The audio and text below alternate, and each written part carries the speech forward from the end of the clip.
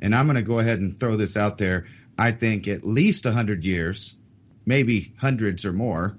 But at least I can say definitely 100 years, since I'm going to say 1914 as a nice starting point till now. I know we touched on that last time, but this is a 100-year plan. They known this cycle was going to come for a long time. The ancients recorded it. It's been passed down through lineages of the power elite, or as they like to call themselves, the right to rule bloodlines, or you call, your senators, congressmen, presidents, prime ministers, or the queen herself, and a lot of people with a lot of money you've never even heard of or seen. Adapt 2030 Mini Ice Age Conversations covers changes in our climate due to a new and intensifying grand solar minimum, and the media overlooking, downplaying, or burying cold weather changes occurring on our planet. This is in order to keep the global warming agenda steaming full speed ahead. I do this podcast and radio program because we need to begin conversations on how to adapt our food growing strategies long before 2030 as agricultural zones shift, affecting global crop output.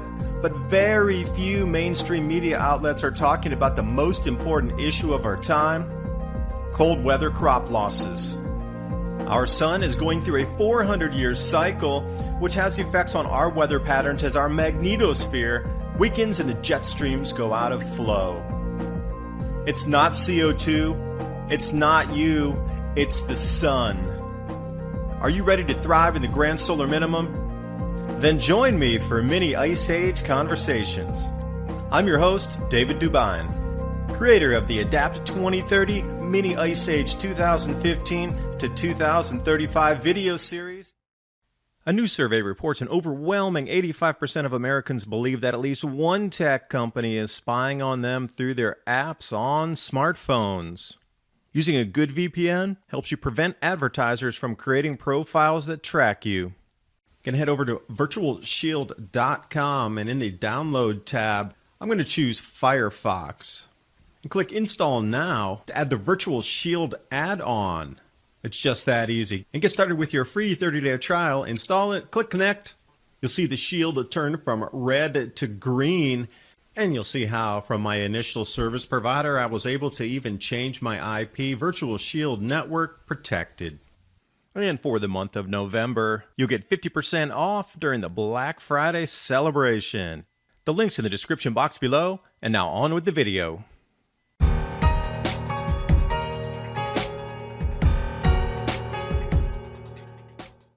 All right, good morning, good afternoon, good evening, wherever you are on this planet. Welcome to the show, Mini Ice Age Conversation. My name is David DuByne, your host. I also create and produce the Adapt 2030 channel on YouTube. Welcome once again to our conversations. I'm here with Ransom from 420 TV, Freedom is Films. We were tossing some ideas about the collapsing economy, the evaporating economy, and the total reset into something else, where a deflationary event's going to hit first, followed by hyperinflation. I think people are going to be a bit freaked out when their money doesn't buy as much. How do you think Americans will really digest it when they need a wheelbarrow full of $100 bills to go buy a loaf of bread? You think we'll be down with that? I personally feel right now that the governments of the world can no longer hide it. Have you seen the last week? CNN and Forbes magazine both come out saying grand solar minimums here, but don't worry about it. It won't affect the temperatures. And they even mentioned the Maunder minimum, where temperatures globally drop 2.5 degrees Celsius. Yet they say this time it won't drop the temperature because we're going to put so much CO2 in the air. Very little commerce going on, almost no airplanes, very little traffic, and I doubt that we're going to be putting that much CO2 in the atmosphere from this point forward as long as you live listening to these words. So, Ransom, thanks for joining, man. Let's get the conversation started. Stay positive. I'm just trying to stay positive in the chaos. That's kind of my objective today. Stay positive in the chaos. It's funny. I had some of those articles queued up, and I'm looking at them, and now they say that they're not safe sites or web page just no longer exists. I had 3 different articles about the grand solar minimum in mainstream news. I don't know what happened to them. Maybe I'll try to find them again, but that's pretty bizarre. What do you think about that? It's just disappearing right here, right when we were wanting to talk about it. And, What's funny about this is they're talking about, they're so worried about the magnetosphere collapsing all of a sudden. Some of the tech companies at the same time as they're telling us we're about to do manned space flight again. So we're about to send some people up, supposedly through the radiation, right? And then all the new radiation because we have a smaller magnetic sphere. Yeah, that was one puzzling thing for me, too. Growing up hearing about the moon landings, and then also at the same time, when it was really getting a lot of traction about the Van Allen radiation belts and understanding truly what those belts of radiation that, surround our Earth.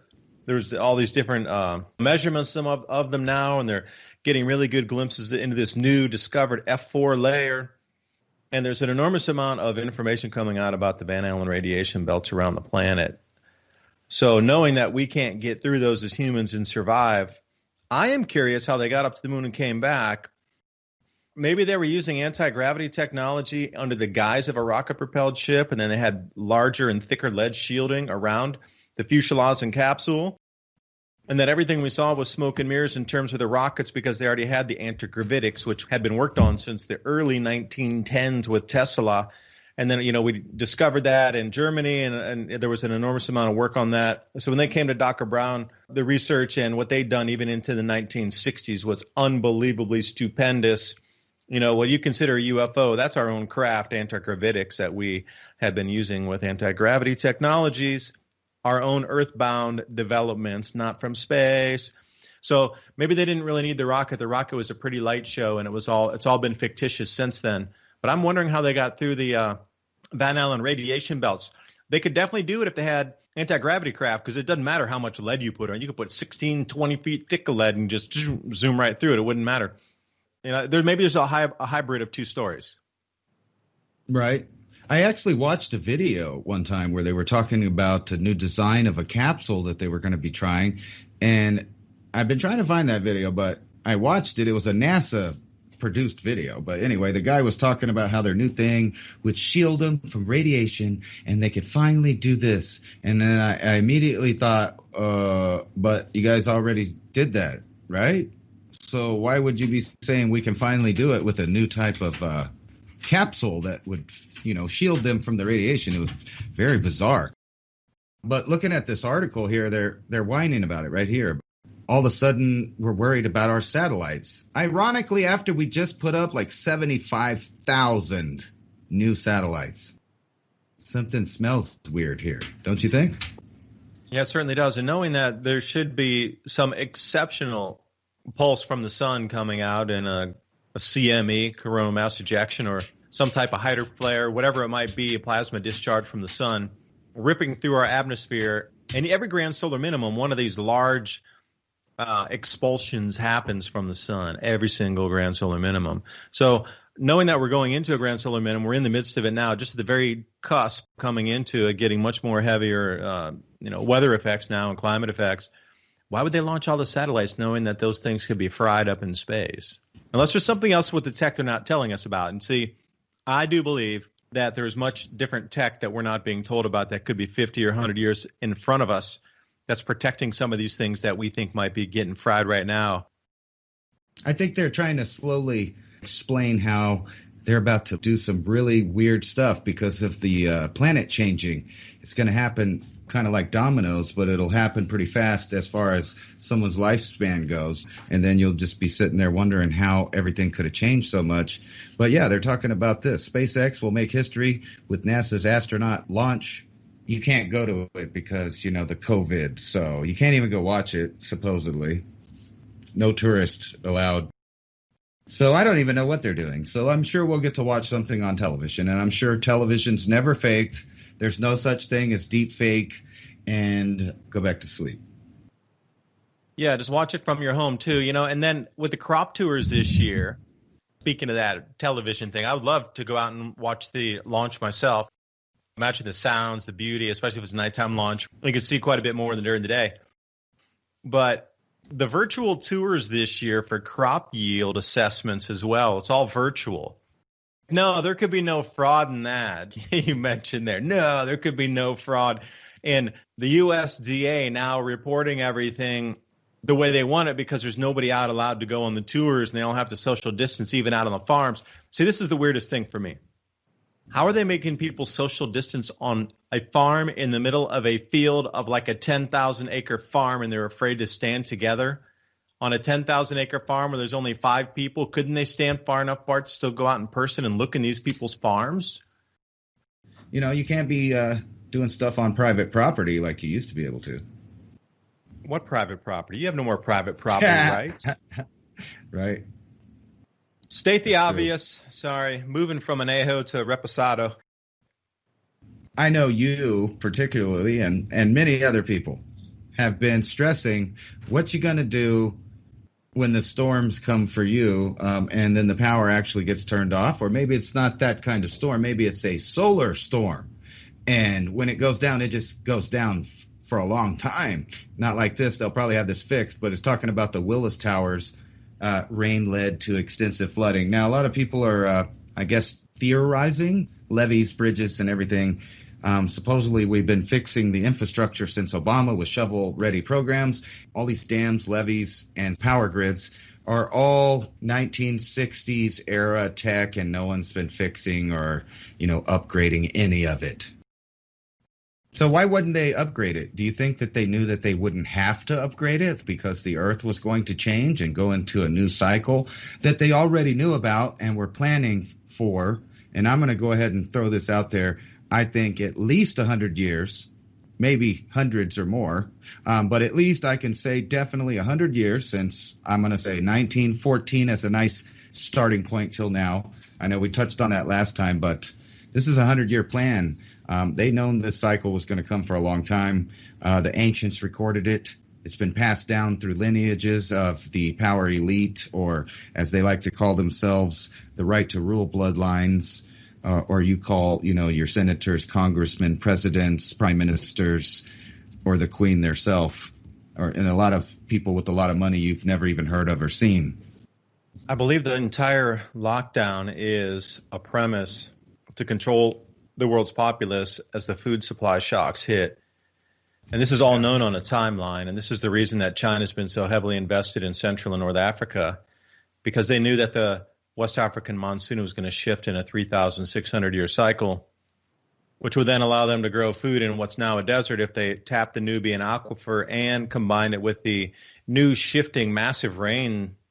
Why do you think all the locusts are there? What is it about the rise and falls of civilization? Because we talk about Sumeria and Harappa, 2600 BC, they rose to their apex, and Sumeria even a little further back. They collapsed, lack of water, and now here we are, they're coming back with massive amounts of water again. So these cycles are known, and I'm saying they're known by exactly the same power brokers you're talking about.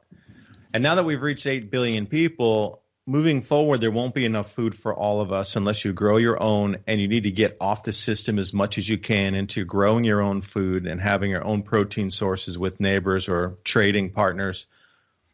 The cycles are known, and everything that's happening now is to preemptively control the populace as it spins out of control moving forward.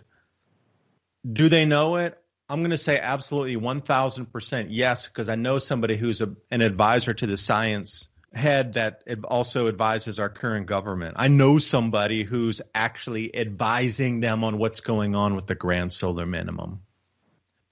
At least our government knows. So look how they're behaving. And you need to ask around the planet, Ransom. I'm sorry to cut you off here, but I'm going to rant for a second because it seems like a coordinated effort around the planet. It wasn't like, hey, let's just lock everybody down. We care about your safety. I mean, we wouldn't have wars if people cared about safety. We wouldn't have 8,000 children starving to death in Africa every day if we really cared about humanity. I'm done. Yeah. I want to throw something else at you because it's just right down the same line of thinking with these elites. Last time on my 420 TV news, I showed this little cutesy video that was showing the food that the royals do not eat and why, at least their excuse why. It was kind of bizarre things. But they refuse to eat rice, bread, potatoes, garlic, onions. It was something else. Oh, yeah, fruit and vegetables that are out of season. And I wanted to point out this article because, probably as I do, that the queen does not travel without her own food. her own fruits and vegetables grown by her own gardener in her own gardens. And this article right here, it's Fruits and Vegetables Are Trying to Kill You, which is a really good article. It talks about how antioxidants, vitamins, don't stress your body like plants do. They don't have the enzymes and all of these other things from a plant that's struggling, meaning you growing it at home, versus this super duper genetically modified, perfect looking, monstrosity that's at your grocery store. The food that you grow at home, even if you're having a little struggle, it looks a little raggedy or it's a little, you forgot to water it one time, but the plant survives, giving you the best effects of antioxidants in your body and stuff like that. And this article, without telling you, because they don't tell you this part, it's not mentioned one time about growing your own food. However, they talk about fruits, nuts, vegetables, et cetera, et cetera, et cetera. There's nothing like it for your body, and no one eats this now. And imagine whenever there's not even the fake food-like stuffs at the grocery store, and these empty shelves are freaking people out, and they're going to start getting sick from their mentality. And then after that, malnutrition is going to kick in for some people, just out of laziness, not wanting to go fight the people at the store to try to get food.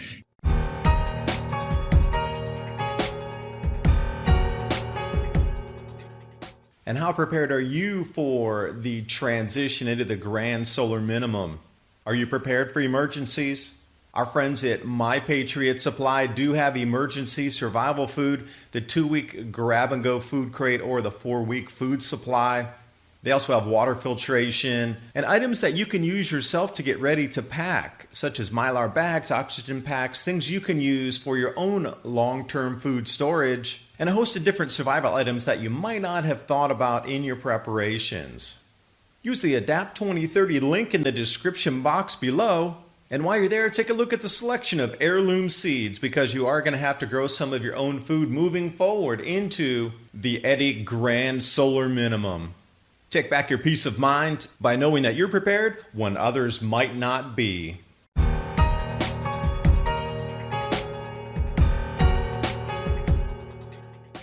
And you see right behind me here at the end of this video, there is food there, but it's all the most expensive organic food there and lamb.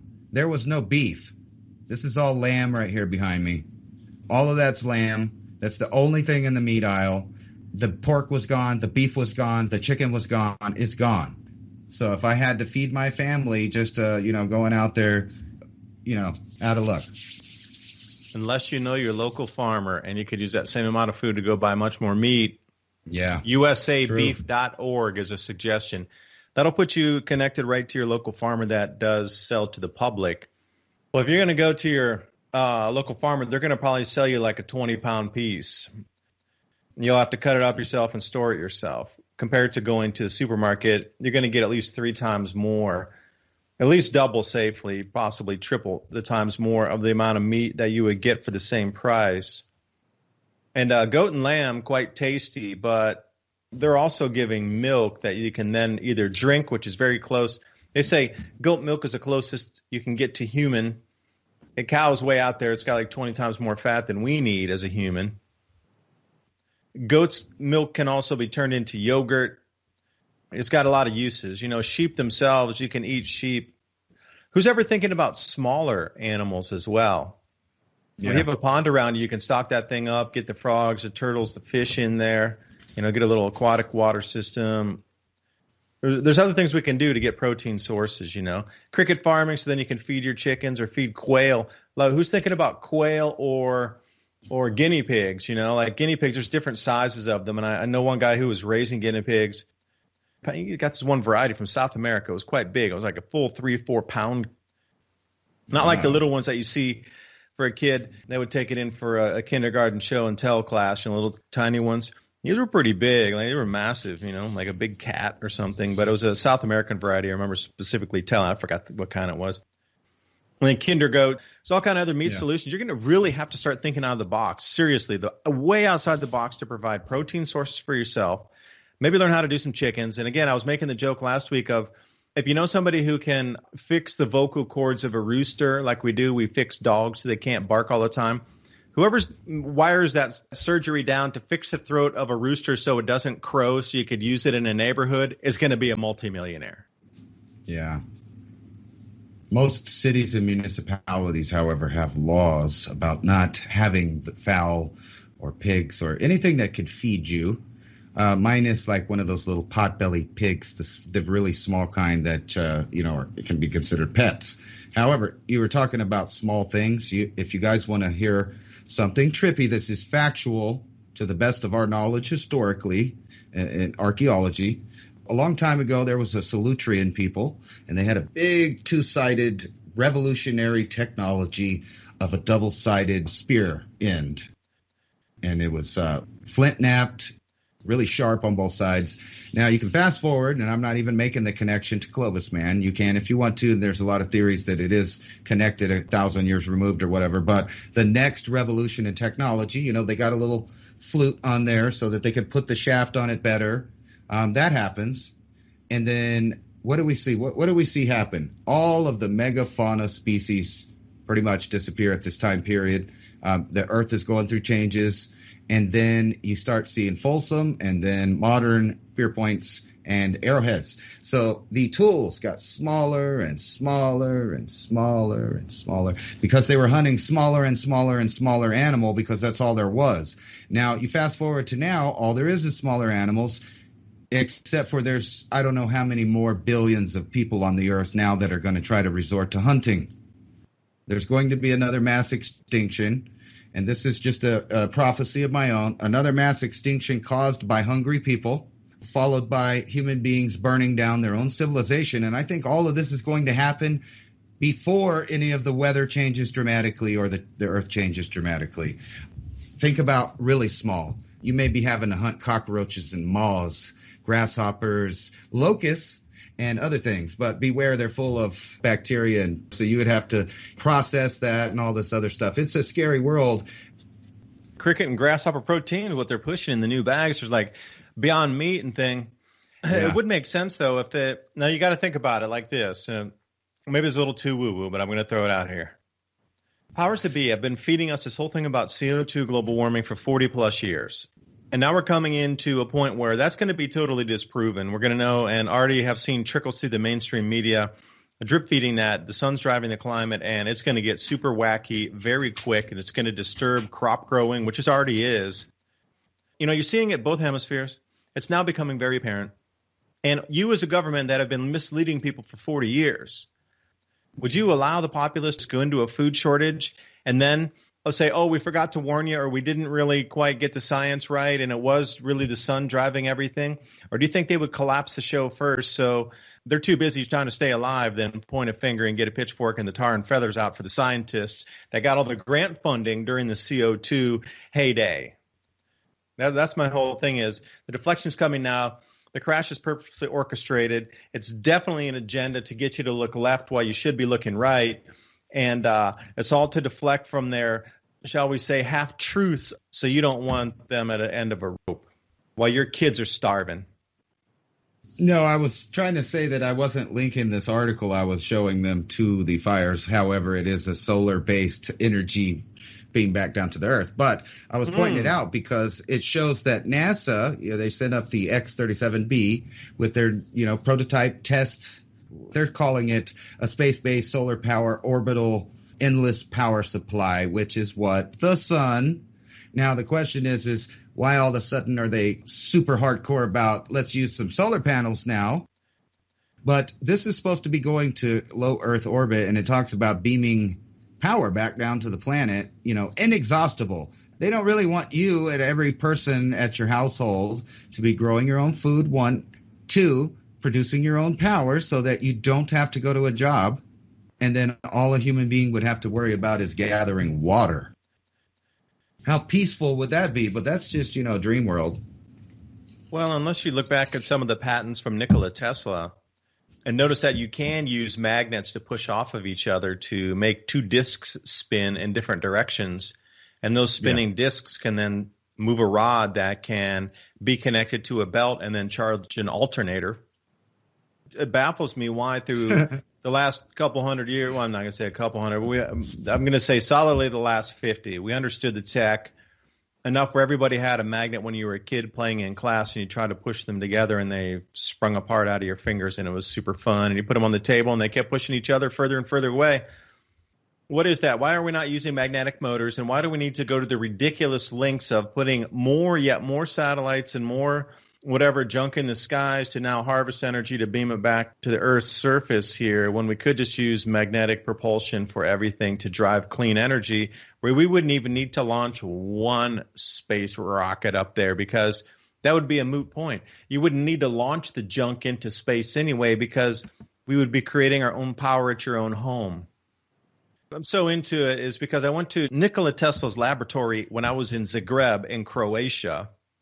And I saw these 16 devices that work with my own eyes and touched them with my hands and even got in the Faraday cage. Seeing this tech, and the person I was with, I was explaining all this stuff about Tesla before we went in there. And she was like, no, there's no free power. What do you mean? With all the governments would use it. Okay, I'll go with you because it sounds interesting. Plus there's like a cool flight museum and some other stuff next door. I tell you what, by the time she left out of there, she's like, oh my, why are no governments using all this stuff?